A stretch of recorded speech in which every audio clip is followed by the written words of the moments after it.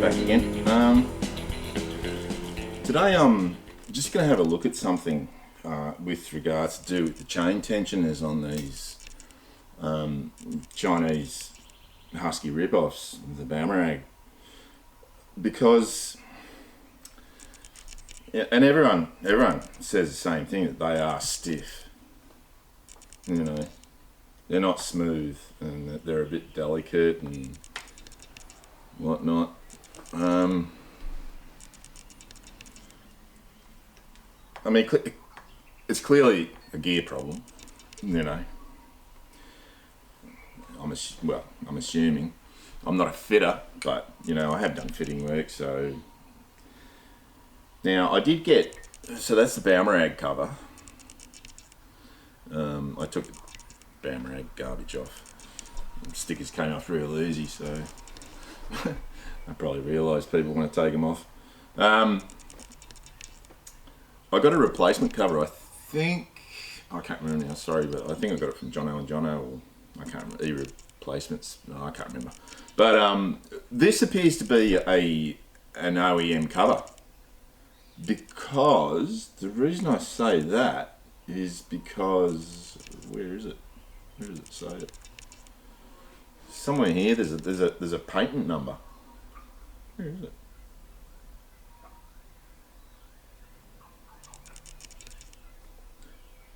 On there. There's a patent number on there. Now, that one certainly doesn't have a patent number on it. What's it got on it? It's got that plastic. What's it got on it? It's got PA6G3. So that seems to be a PA6G, but there is a patent number on there. So, which tells me that this could be a genuine part, because it is different. It was definitely moulded in a different mould. You can quite clearly tell by the what are they called? Yeah. When they mould it. Plus, the other thing is that, like, it's actually got the holes drilled for the outer bumper spike to hold it, and there's a couple other holes that are drilled as well. There's a couple other holes drilled in it as well, which I'm not sure what they're for, whether it's for a different tensioning system or I don't know. It's yeah. So what I'm going to do with this one, because I have taken this one apart and just tried to muck around with it, and yeah, not very successfully. Those screws on that one were just super tight, like really. I don't know what they put them in with, but yeah, I almost stripped them. These ones luckily weren't tightened too much. So I just want to have a look at just how bad is the gear, because I've got some diamond files. I haven't got carborundum stones, but I've got diamond files which should be able to smooth some of the rough bits out, if that's what the problem is. If you hear a lot of noise and screeching and stuff, it's probably cockatoos. They're roosting all over the place around here, so actually they've gone quiet. So we'll pull this thing out. Now, what's tolerance on that?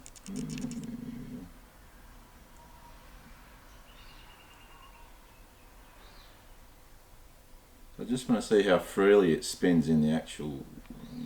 Yeah, that's not too bad. And it was greased, so okay. That one wasn't greased. There was nothing in it. It's, yeah, hardly surprising, but this one clearly is greased. So just running that along that thread, it's whether that thread just needs to be worked in. You know, yeah, it's rough, you know, rough in a few places, definitely.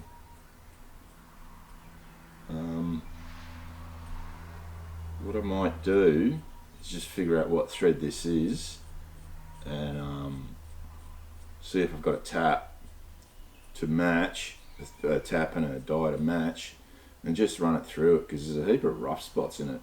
Oh, there, yeah, I can see it there.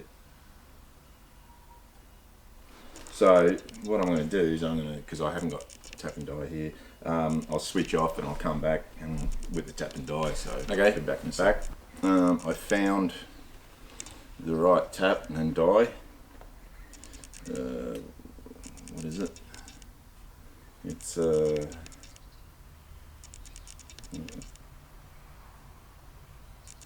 hang on. It's an M6x1. So it's not surprising, it's European design.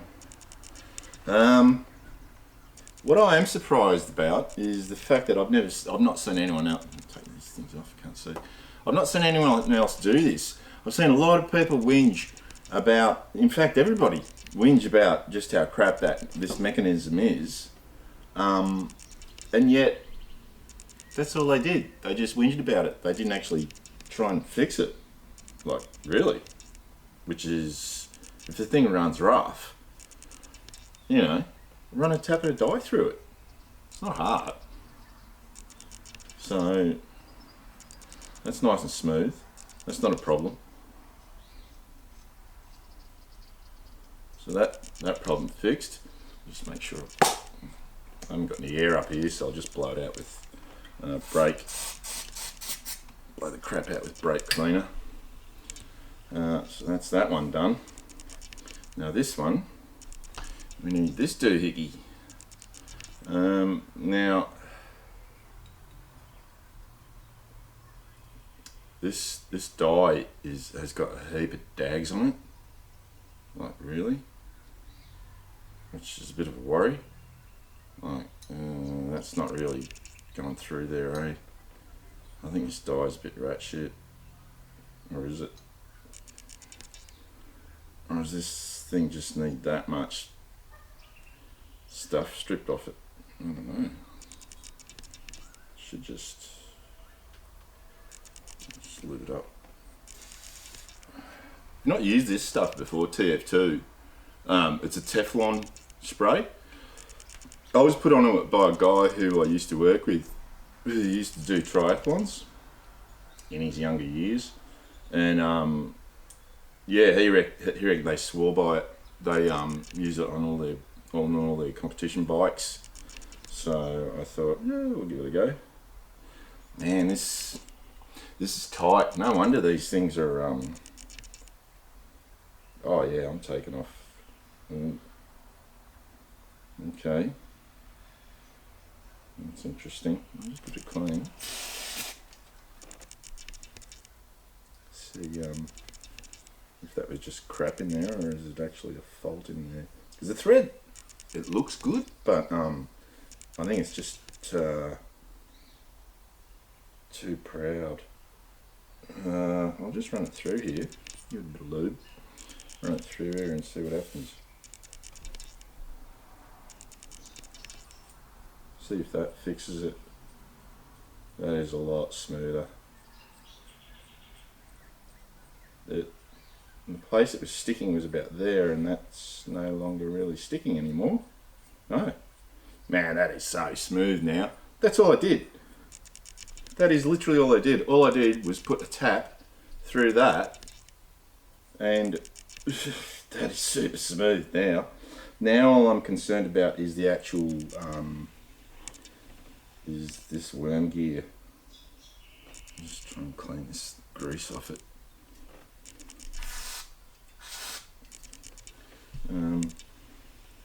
Because I remember in one of the reviews the guy had, just make sure it's still recording, yes, it was like the gearing was like just out of whack. This is, you can feel, there shouldn't be any oh, and have a look at the end of it. Oh wow, they never cleaned up where the gearing has been cut. They never cleaned the end of the grooves out, so that's just, that'd be just tearing into the end of that. So I've got to fix that. definitely got to fix that. Was it? Yeah. You really got to fix this stuff. I mean, that's just going to tear the end of it out, that plastic bit. Just take those burrs off.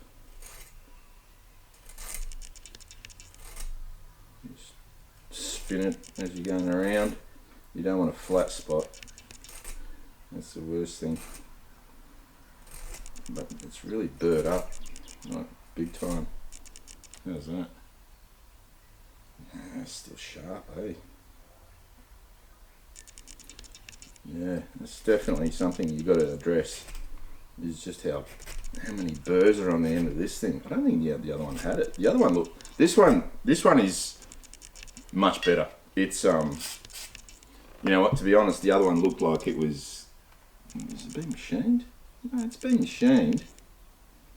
But I don't know if it was originally forged. I don't think it was forged. I think that one was cast and then machined. Well, I don't know if this one was forged, but it certainly looks a lot better. It's just that those burrs, you've got to get them out.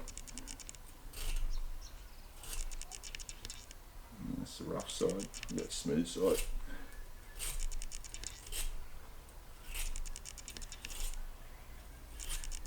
So that might have been affecting it as well. Alright. I would be surprised if that was, well, it all would have been affecting it. So that's a few things to look out for. Get a tap. What is the tap again? M6 by 1.0. And just run it through that, the pin. And man, look at that now. Look at that. I'll see if I can, you know, just going freely. That's all I did. Yet, how many reviews have I, and videos have I seen where people were bitching about it and they never really did anything about it? I find that really strange. I don't know. Is it just me? Why would you? If you've got the facilities to fix it, just smooth everything off. Chamfer that.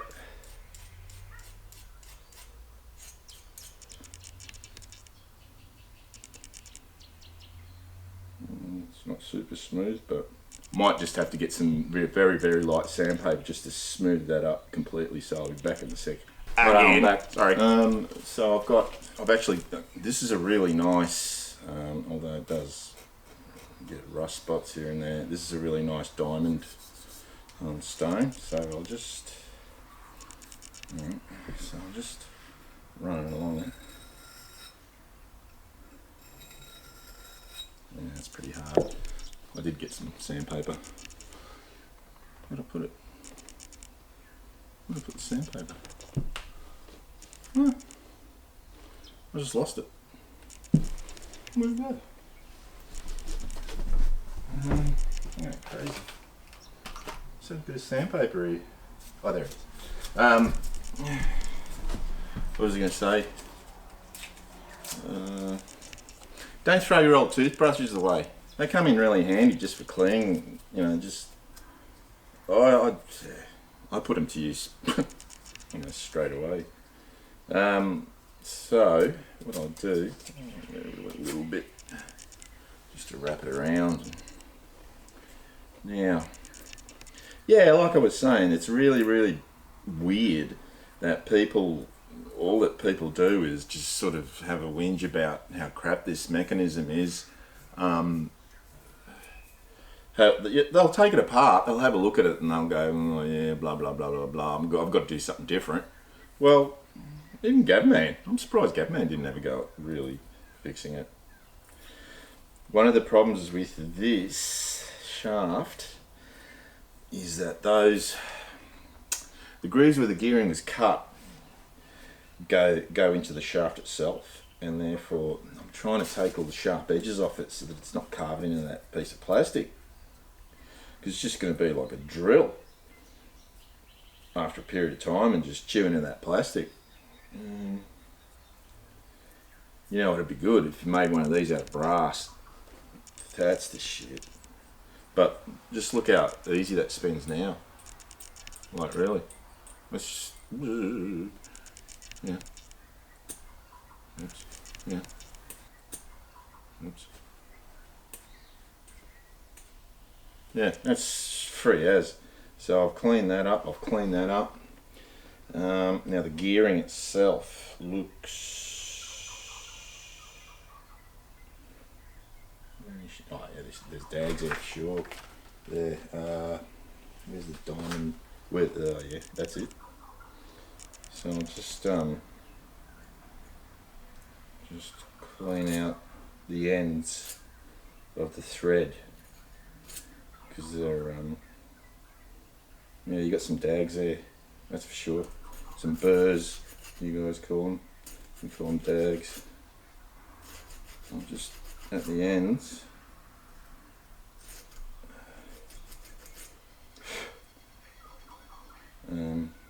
Yeah, yep, you like that all the way around. There's a burr on them all the way around. They never clean that up, which it's not the end of the world, but you know, that sort of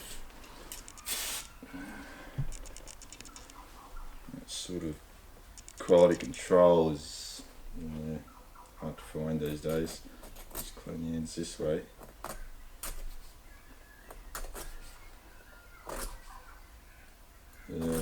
There's just, you can hear it, there's just dags everywhere. And there's probably fitters out there going, what are you doing? You don't know what you're doing. I don't claim to know what I'm doing, but if you've got a sharp edge on a gear, guess what? It's going to cause a problem. You know, well, actually I was quite young. I was before I got a car license.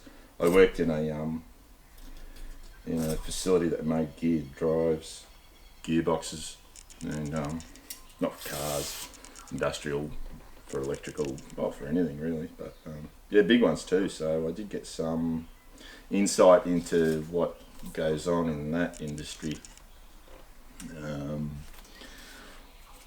In hindsight, I probably should have asked them for an apprenticeship and stayed there or something, but yeah, I was young and stupid as opposed to now, whereas I'm old and stupid. So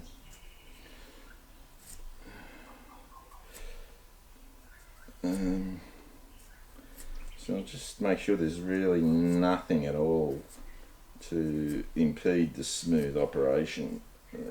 Again, I don't know how many times I'm going to say this. I just can't believe no one's done this to fix the thing. And this is off, it would appear, an OEM part, and it's just a shit. But well, not just as, but so this should just pop out. Yes. And what's the state of that? So let's get a lot of grease on it. I'll have to clean that off. Look up and make sure it's still recording. Yes. So let's dry off. It's got a lot of grease on it. So I have to pop some grease on there. And so this has been machined. This is a nice gear. You know, these gears are nice. They're cut gears. They're not just cast or any shit like that.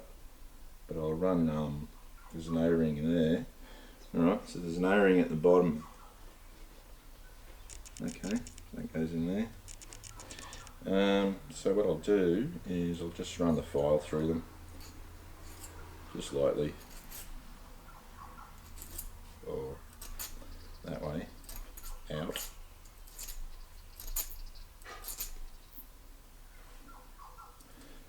Yeah, this is the first time I've done this, smooth gears out, because what had happened is at that place I was talking about, they'd put the gearbox together, they'd hook it up to a motor, run it, and the thing would sound like, I don't know,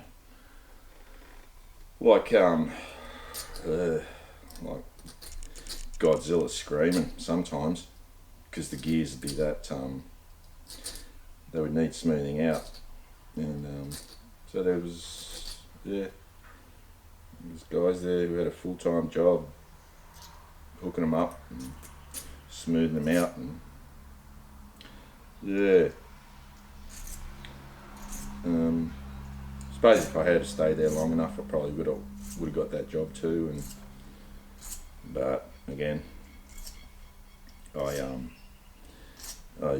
at that time I just desperately wanted to join the army, and I did. So yeah, that's history. Was it the best? Was it the best move? Who knows? Hindsight's a beautiful thing, but you know, I certainly don't regret having been in the army. I think it taught me so much about myself. About I think the best thing it teaches you is that what you thought was your limit isn't. You can go further. That's a really important lesson, because until you've been seriously pushed, you don't know your limit. Oh man, we're gonna go and get some grease. I'll be back in a sec. All right, back. Pardon me, cold packet of cappuccino. So grease. Probably put lard on this and it wouldn't make any difference. So, but now those gears mesh very nice. Hey, damn thing stopped recording. Like I was saying, probably use any grease on this. I don't think it really matters. Just put a bit on that.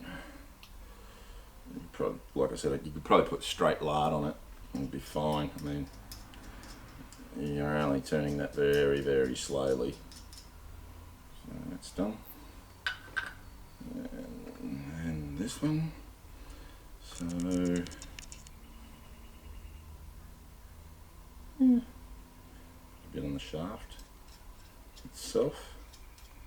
It spins in the casing, and then on the gear. Just chuck it on, doesn't really matter. You got too much, it'll just come out. Which is, I don't think, a really big deal, because you're gonna have all sorts of crap coming out of a chainsaw. So in she goes.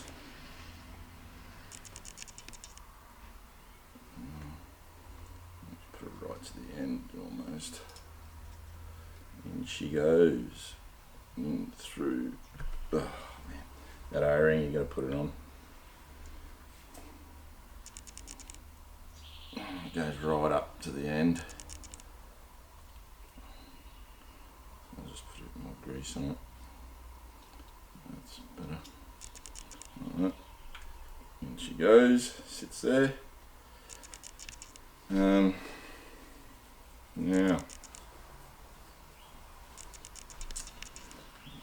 More on there. And I won't chuck any grease on the thread of this shaft.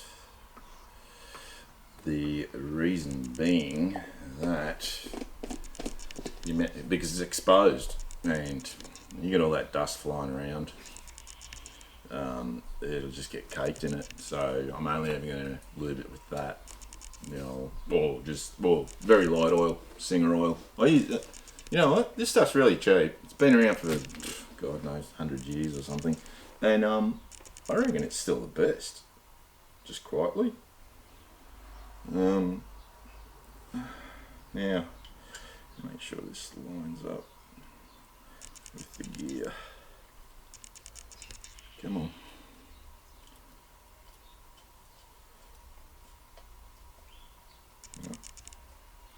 Come on, line up.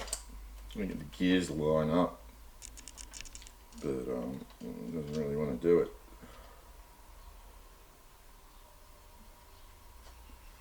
Might have to might just spin that one to get it to mesh. Oh, stupid me. Let me get it in there first. Oh, yeah, left that off. Wow. I really am starting to lose it. Which way does that go? Doesn't really matter. Well, I'll just put some grease in there. There was no grease in here. That's... that was remiss of them. I like that word remiss. Because that shaft is spinning around in there. So I'm going to put that in there.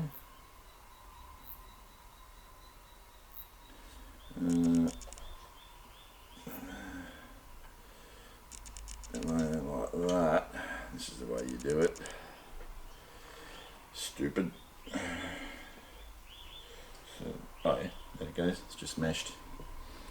The only issue is you got to get that on there, which is oh man, this is a pain in the ass.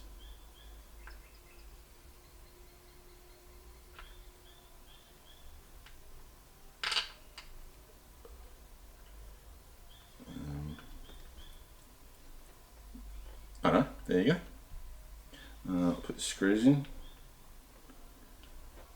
Don't do them up too tight. There is no need to do screws up too tight. Number one gripe that I have is you go to repair or change or take something off or anything, and the screws are just done up ridiculously tight. Now this mechanism is getting held down pretty tight. Whether that is impeding on the operation of the thing or not, I don't know. But we try a screwdriver that you can spin. You can really spin.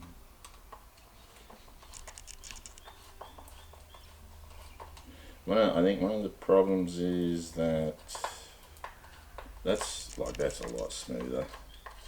Let me put some of that on there. Whoops. It's leaking. And it'll be even smoother still, I believe.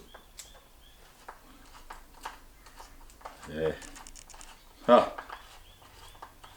How easy is that? Still recording, yeah? How easy is that? That is just like totally different part, honestly. It would appear, it feels like that shaft is not straight. That's what it feels like.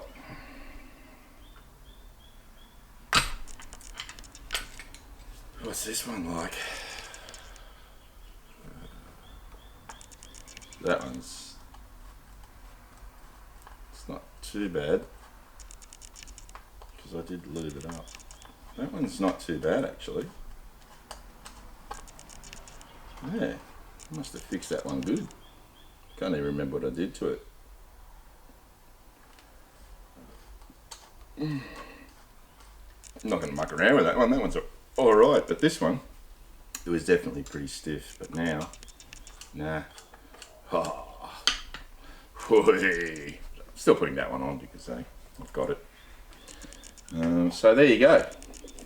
If your chain tensioner is stiff, still recording, yeah. If your chain tensioner is stiff on your Chinese saw, get an M6x1 tap, put it through that pin. All right. And the difference is remarkable. That's how simple it is. M6x1 mil tap.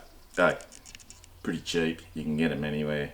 That was it. That was the only step. I'm just going to show off some of this other stuff that actually, this came from, well, there you go. Jono and Jono are selling it. It's their own brand of chain filing vise. Those things, they're really, really good. This I actually got from, what's his name? Randy's Engine Repair in, where is he? He's in Ohio. So this is the kit that you get for when you're installing the piston in the cylinder to hold the rings and the piston up and all that and everything. You know what? It's made in China. I mean, this thing doesn't actually say where it's made, but yeah, made in China. This thing made in PRC, China. Couldn't get it straight from China. Had to buy it from the United States. Had to get it from Ohio. Let's see. Yeah, this Chinese seller is there. You go. There's a free plug for that Chinese seller. I don't have a problem with Chinese people, right? I really don't. I don't have a problem with any people. So I might say, talk about China a lot, but the people are fine. It's their fucking government that's up to shit. Now, one thing. It can be hit or miss what you get out of China, and this is one of them. This is a yeah, there you go. A strop, a double-sided strop, because I wanted one. I just wanted a double-sided strop, just to take out in the field or keep in the car or whatever. And I take it out of the bag and it was like that fell off, and then I thought, oh well, that wasn't glued on very well, and then it's like, no, it's not glued on very. I don't know what glue they've used. It looks like clag. You know that paper glue that you use at school? That's what it looks like. It literally looks like that school glue. Wow. It's so there you go. But it was only like $5 or something. So what are you going to get for $5?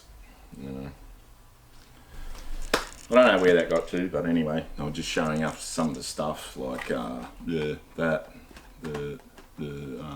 chain filing vise and your piston installation toolkit and tacho, digital tacho. It was like $10 or something.